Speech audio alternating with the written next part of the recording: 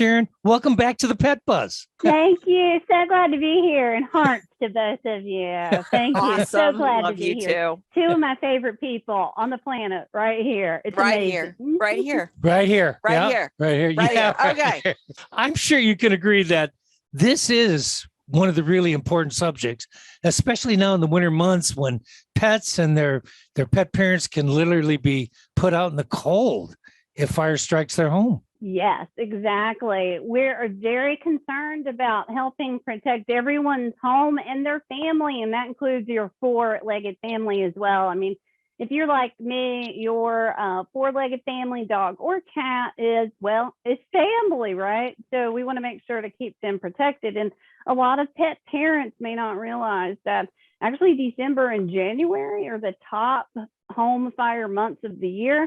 And then February and March follow on because, again, of the cold weather. People are staying indoors and they're doing more things that pose potential fire risks. So we want to make sure that everyone knows what to do. Are dogs and cats in this country also turning on appliances and causing house fires? Yeah, I mean, they are. we've seen that Allstate commercial with the pizza box. Remember that commercial with the terrier? You know, they had the Allstate commercials where they always highlight. Do you know what I'm talking about, Doc? Sure. He doesn't know what I'm talking about. I do. The farmers. Right. I think it's the farmers. Yeah. Is it farmers insurance? Yes. Okay, it's farmers. Yeah. So they all do these things like. Is that on during the halftime of a football game? Sometimes. Okay. So they talk about like one of their famous ones, and they have like a little museum that they show is a terrier, like a Jack Russell, who jumped up on the stove to get some pizza. And he caused a house fire, right? Yeah, sure did. And believe it or not, that was a real story, I believe. But what we do know as a fact is that pets in the U.S. start about 1,000 fires every year. And primarily, it's exactly what that Jack Russell did. He was going for food. So we caution every pet parent to be very careful about leaving leftovers on the stove, right? On the stovetop. I mean, I know I have done it in the past. But what happens is, you guys know this, a lot of pets are really food driven. And so they want a taste of that pepperoni pizza too. So they will start to jump up and they can accidentally hit the knobs and turn a stove top on. They can, if you're a cat, and especially like you were talking about in Korea, they can walk across the countertop and actually accidentally hit the touch buttons. They can turn appliances on. I mean, we've actually seen a case where a pet turned on a clothes iron. He toppled it over. The iron was on an ironing board, you know what I mean? And he was running after something and it toppled over and it accidentally turned on, and the whole house was a total loss from just that. So making sure that your home is pet proof is absolutely imperative. I'm talking about don't leave clothes on the ironing board. What else? What are you going to tell us? Turn off the ironing board? Turn off the iron? I'm going to tell you to unplug that iron. There you go. Yes, 100%. Unplug the iron. If you're walking away from appliance, and this applies to two-legged and four-legged family members, unplug. Make sure that your home is safe. Like, for instance, my space heater, which is a really common cause of house fires, right? Our space heaters, as a matter of fact, it's the number 2 reason for home fires behind cooking. So make sure I unplug it. Sharon, how else can pets cause fires? They can knock over candles, especially cats. Cats are really attracted to that live flame. I think it's the flicker. You guys would know more than I do, but I think it's just that flicker. They're attracted to it. So we strongly recommend the use of flameless candles, right? That give that same kind of ambiance that you really want out of a candle. I mean, especially on those romantic holidays, like a Valentine's Day and anniversaries, etc. Like, we strongly recommend flameless candles and space heaters, especially during the cold months.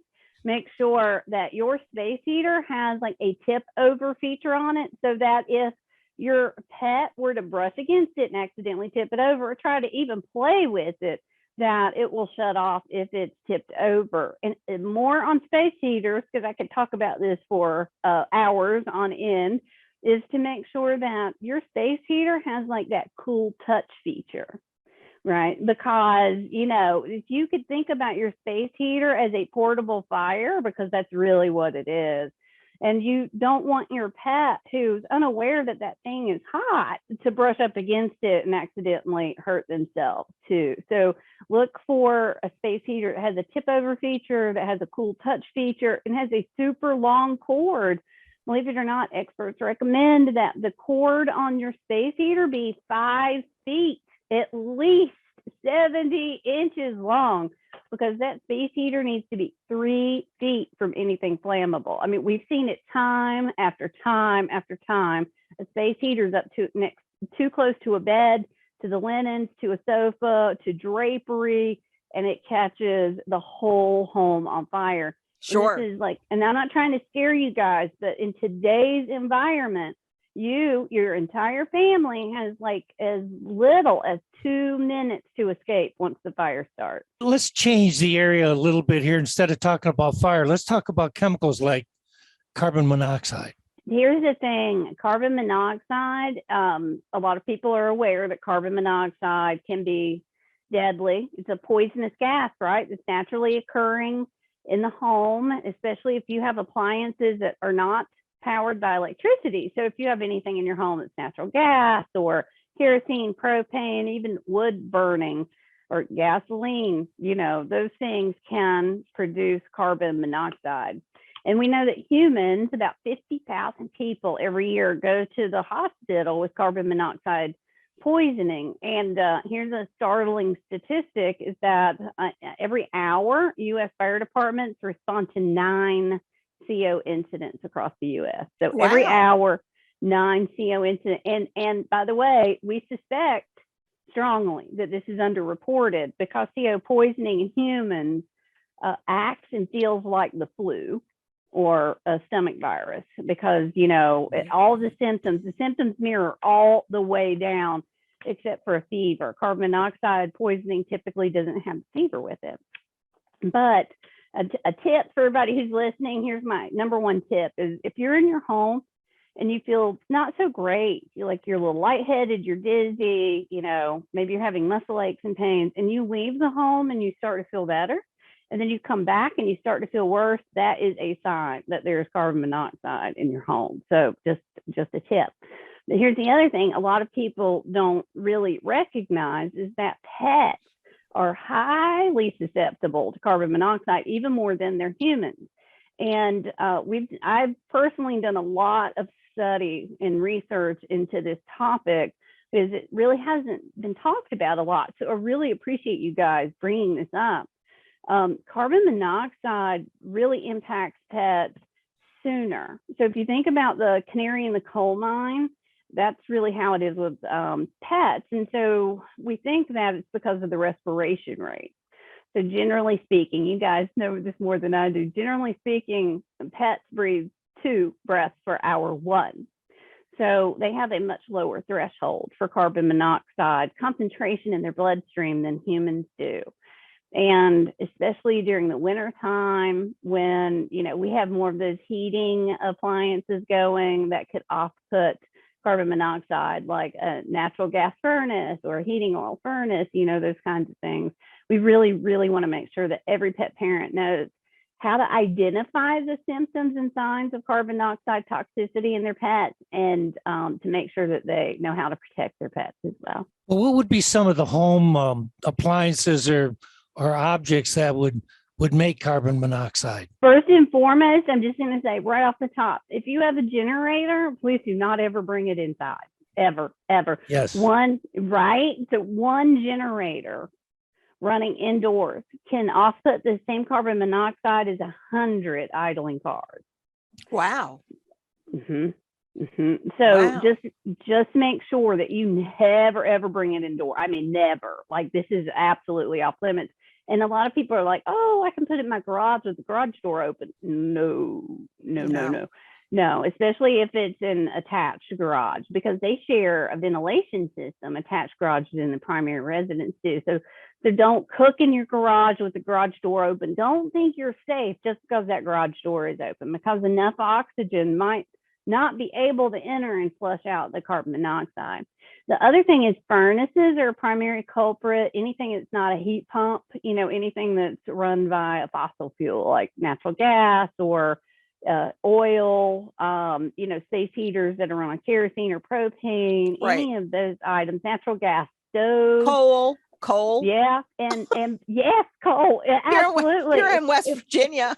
Yeah, and and believe it or not, a wood burning stove or fireplace can offset carbon monoxide very easily. So here's the thing: every fire puts off carbon monoxide, every last one. So, it's a matter of just really controlling the way that CO flows into your home, making sure that all of your appliances are serviced, that there's no, leaks or anything going wrong with all those appliances. That's why we strongly recommend like natural gas. Like I have a natural gas furnace, a natural gas range, and gas logs in my fireplace. And I have those serviced every 6 months because I'm not taking any chances. So let's talk preventative measures. What can pet owners do to protect their pets? Specifically, I'm interested in talking about equipment that can help them or that they can acquire. So what are some of the things that we need to have in our homes to protect our pets? Working smoke alarms. So by working, let me explain what I mean by working. Here's the smoke alarm. I just happen to have one. A working smoke alarm is number one, under 10 years of age. Every smoke alarm. I often hear from people like, well, my contractor installed my smoke alarm when he built the house. Well, when was your house built? 2006. It's got to be replaced, but it's hardwired. No, it needs to be replaced. Even the hardwired ones do. Even if you change the batteries, even if you hit the test button and it still looks like it's functioning, at 10 years, that alarm is no longer falling in under the definition of a working smoke alarm. So just make sure to replace every smoke alarm. If you don't know when the last time you replaced your smoke alarms, it's a really good time to check. And if you don't know when they were last installed, there's a workaround. It's a workaround. It's not exact, but it's as close as you're going to get in the absence of information. So on the back of every smoke alarm is a manufacturing date, and you just add 10 years. So that's my tip on smoke alarms. That's easy enough. That's easy enough. And then make sure, I get this all the time, how many smoke alarms do I need? Well, it really depends on the size of your house, but here's a general rule. If you live in it, you spend time in it, you need a smoke alarm in it. So everywhere but in the kitchen, we want you to put your smoke alarms about 10 feet away from a cooking appliance, because who doesn't love having to stand under the smoke alarm and fan it while they're trying to cook, right? So to avoid that happening, make sure that it's about 10 feet away and not in the bathroom, because the steam from the shower or whatever, the smoke alarm can think it's smoke. So avoid bathrooms, avoid in the kitchen directly, but everywhere else, really, we want you to have a smoke alarm, at least one on every floor, one inside of every bedroom. I'll tell you why the bedroom, because about half of all fires happen in the traditional sleeping hours. So we want that smoke alarm to wake you up. Like I would need like 100 in my room to wake me up because I'm such a deep sleeper, right? But we really want you to have that noise to get you up so that you can get out. And then I'll move to CO alarm. So this is my favorite CO alarm for people with pets in the house. And I'll tell you why. Do you see that digital display right there? That's why, because your average, or your not average, but the CO alarms are geared towards UL standards, and UL standards require that CO alarms alert at about 70 parts per million of carbon monoxide. But we've kind of already discussed that pets have a lower threshold. So Xander could start to become sick my dog Xander, could start to become sick from carbon monoxide 30, 40, or 50 parts per million. But, a CO alarm without a digital display won't really alert to that.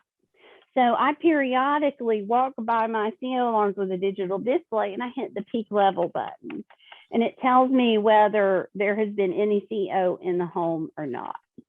So that's why I really like this one. It's portable. See, it's portable. It doesn't require a plug because electrical plugs in my house are high dollar real estate, and so it doesn't require a plug. It has a built-in 10-year battery. It lasts forever. This is my favorite, honestly. Digital display. Placement within a room.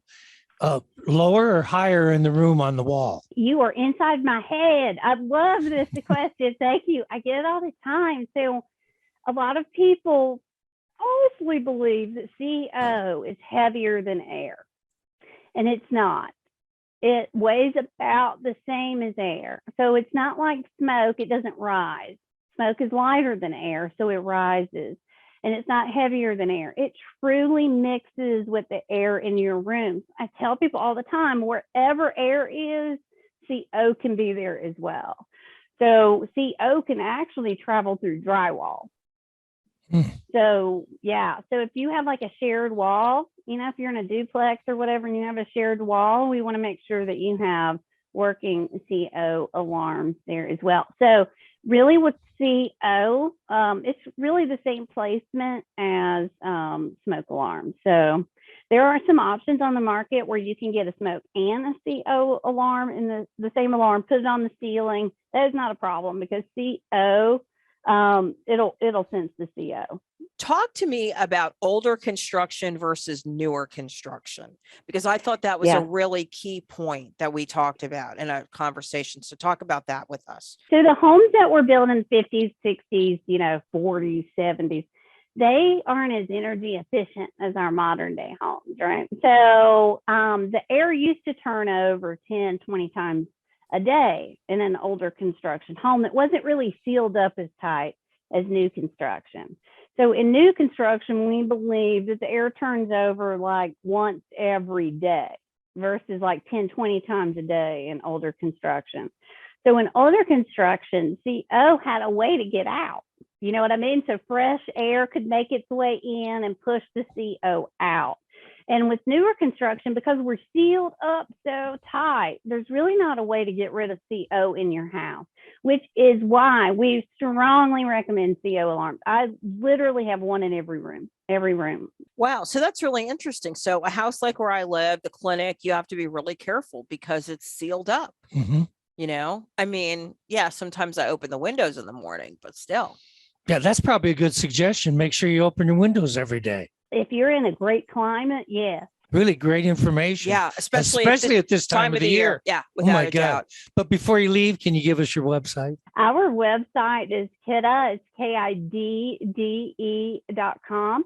We're also on social. And if you have any questions at all, please don't hesitate to send us a DM. You can slide into our DM site. Thank you. Always a pleasure to be with you too. Again, two of my favorite people on the planet. Thanks for viewing our content on Pet Buzz Plus.